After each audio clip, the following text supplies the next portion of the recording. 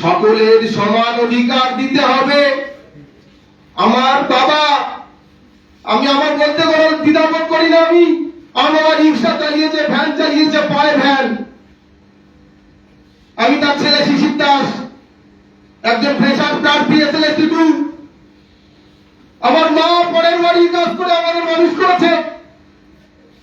Class 9 থেকে আমি টিউশনি পড়াই এবং ক্লাস 9 থেকে টিউশনি পড়াতে পড়াতে আমি সংসারও চালাই। উপস্থিত সকল সাংবাদিক এবং চিত্র সাংবাদিকদেরকে অভিনন্দন এবং শুভেচ্ছা জানিয়ে আমি কিছু কথা বলবো। ইতিপূর্বে আমার যে সহযোদ্ধারা ছিলেন এখানে, তারা নিজেদের বক্তব্য উপস্থাপন করেছে, খুব সুন্দর উপস্থাপন করেছেন। আমি সংক্ষিপ্ত আকারে 3টে বিষয় এখানে আলোকপাত করব। এক হচ্ছে 10 নম্বর পাপি, 2 হচ্ছে ওএমআর পাবলিকেশন, যেখানে আমাদের কবিতাকে যে চেষ্টা করানো হয়েছিল আমাদের প্রেসাদের পক্ষ থেকে। WPA 2 নাম্বার হচ্ছে 26917, যেখানে অমৃতা ম্যাডাম কি বলেছিলেন? The commission is directed to publish the OMR sheets subject to the order passed in the pending application in Can 6 of 2025, যেখানে বলা হচ্ছে কিন্তু OMR পাবলিশের কথা, বারবার করে বলা হচ্ছে OMR পাবলিশের কথা। কেন, কিসের ভয় এত? 2016 সালে যারা পরীক্ষা দিয়েছিল তাদের OMR পাবলিশ করা হলো 2025 সালে এসে। 2025 সালে আমরা এসএলএসটি 2 ফ্রেশাররা পরীক্ষা দিয়েছি, তার ওএমআর জনসমক্ষে আনা হয়নি। কেন?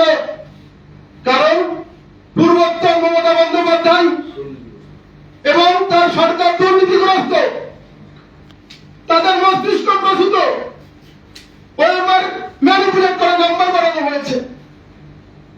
এমনকি যারা ওএমআর পরীক্ষার হলে ভুল করেছিল তারা এসএসসি অফিসে গেছে, এসএসসি অফিসে গিয়ে তারা নিজে ঠিক করেছে ওএমআর। আর আমরা চুপচাপ দেখেছি? না, দেখিনি বন্ধু। আমরা একটা আন্দোলন করেছি, ধর্ণা মঞ্চ করেছি। আমরা যে সরকারকে ক্ষমতায় এনেছি, আমরা এনেছি। পূর্বতন যে সরকার ছিল তাদেরকে সাপোর্ট করেছিল ইনসাফিসিয়েন্ট 2016 সালে। তারা ভেবেছিল কি যে সরকারকে পুনরায় ক্ষমতায় ফিরিয়ে নিয়ে আসা হবে, তাহলে আমাদের চাকরি সুরক্ষিত থাকবে। অবৈধ 10 নম্বর, এটা মেনে নেওয়া যায় না। অসাংবিধানিক 10 নম্বর, ফান্ডামেন্টাল রাইটে আঘাত করা হচ্ছে। দেশের সংবিধান বলে কিছু নেই, দেশের সংবিধান বলে কিছু আছে। সকলের সমান অধিকার দিতে হবে।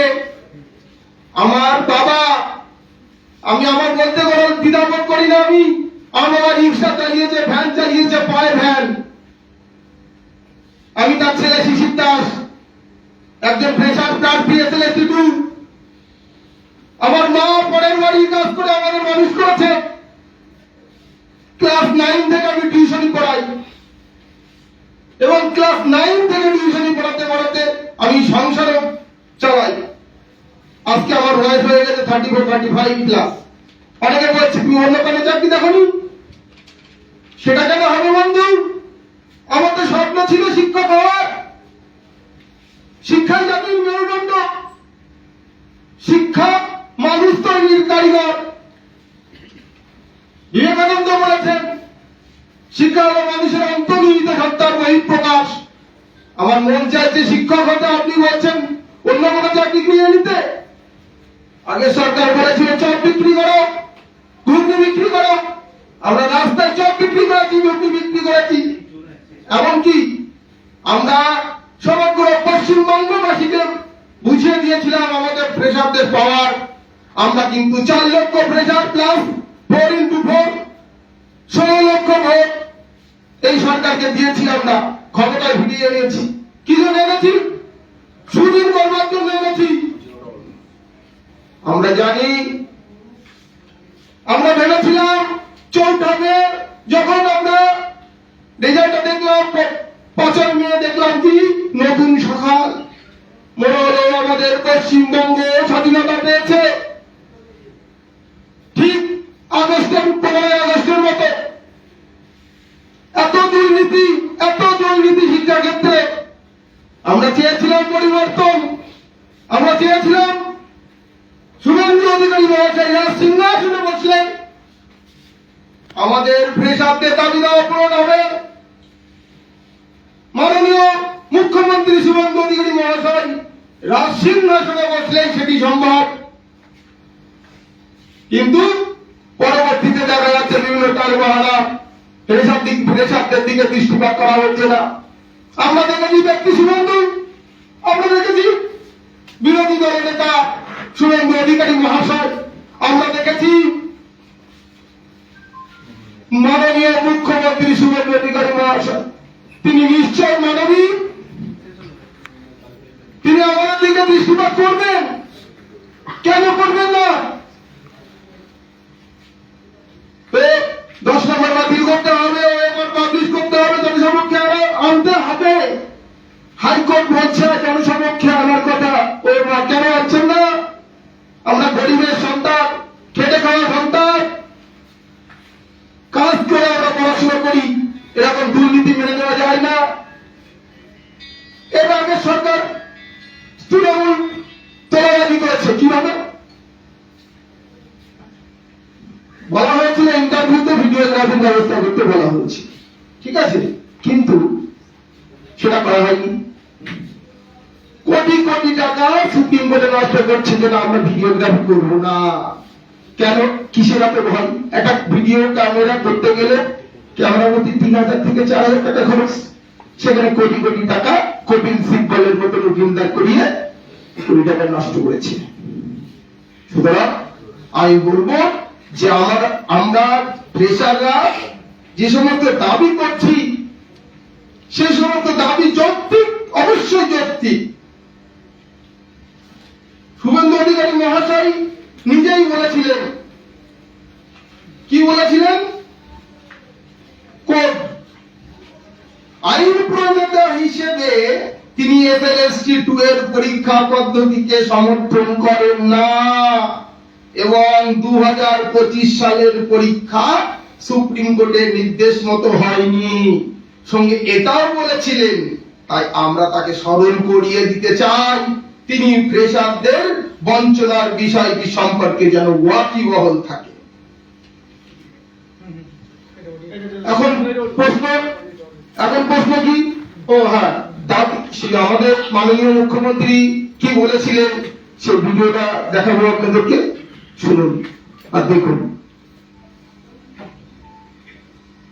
আমি সাদা চোখে দেখতে পাচ্ছি পরীক্ষা বাতিল হওয়া উচিত। দুটো অপরাধ করেছেন, এক হচ্ছে 10 নম্বর বাড়তি দিয়ে সুপ্রিম কোর্টের অর্ডারকে ভাইলেট করেছেন। এইভাবে চলতে পারে? লাস্ট 15 সালে এসএসসি, 17তে লাস্ট বিএসসি, এবারে এসএসসি তো আপনার এক্সেপশন সুপ্রিম কোর্টের অর্ডার, এবং যে ভুলগুলো করেছে বিচারপতি কি করবেন তার ব্যাপার। আমি তো ল মেকার, এমএলএ, আমি সাদা চোখে দেখতে পাচ্ছি পরীক্ষা বাতিল হওয়া উচিত। দুটো অপরাধ করেছেন, এক হচ্ছে 10 নম্বর বাড়তি দিয়ে সুপ্রিম কোর্টের অর্ডারকে ভাইলেট করেছেন। দ্বিতীয় হচ্ছে কেবলমাত্র 16 সালকেই বলেছিল ইচ্ছুকদেরকে অ্যাডমিট দিতে, আপনি ফ্রেশারদেরকে ইনক্লুড করে দিয়েছেন। তো মমতা ব্যানার্জির নির্দেশ হয়েছে ভিত্তবস্তু কার্যত ল্যাম্প পোস্ট। তো শুনতেই পেলেন মুখ্যমন্ত্রী কি বলেছিলেন।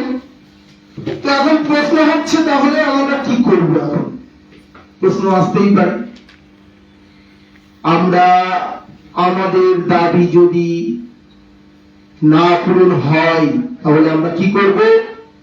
শান্তিপূর্ণ উপায়ে গণতান্ত্রিক ভাবে আমরা আবার পথে নামবো। কারণ লাঠির আঘাতের থেকে বেকারত্বের আঘাত খুবই যন্ত্রণার। আমরা আবার গণতান্ত্রিক পদ্ধতিতে শান্তিপূর্ণ উপায়ে আমরা পথে নামবো, দরকার পড়লে জীবন দিয়ে দিতে প্রস্তুত আছি। কারণ আমাদের মেরুদণ্ড বাঁকা নয়, সোজা আছে, মরতেও প্রস্তুত। হুঁশিয়ারি দিয়ে দিলাম এখানে বসে, আমাদের দাবি যদি পূরণ না হয় আমরা কিন্তু আবার পথে নামবো। আমার বক্তব্য শেষ করলাম।